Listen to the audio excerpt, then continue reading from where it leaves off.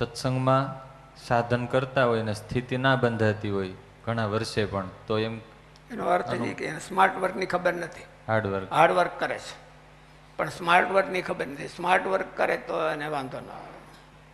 એટલે મહારાજ એવું કર્યું કે સેવા અને એ બધું કરવાનું પણ કીધું, અને હારોહાર કથાનું સેવનનું કીધું. કથામાંથી સ્માર્ટ આઈડિયા આવે છે, અને સેવા વગેરે છે એ હાર્ડવર્ક કરાવે છે આપણે. એટલે હાર્ડવર્ક હોતે કરવું અને સ્માર્ટ વર્ક હોતે કરવું. એટલે સ્માર્ટ વર્ક છે, સ્માર્ટ વર્કનો અર્થ એ થાય કે મહારાજને હું ગમે છે, અને આ વાસના છે. મહારાજે જે ઉપાયો બતાવ્યો હોય એ પ્રમાણે ઉપાય કરે તો વાસના જલ્દી જાય.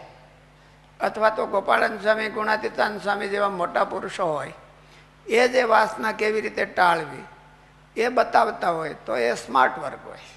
એને બહુ લાંબા ટાઈમમાં વિચાર્યું હોય અને બહુ જેવી સાધનાઓ કરી હોય તો એને સ્માર્ટ વર્કની ખબર હોય.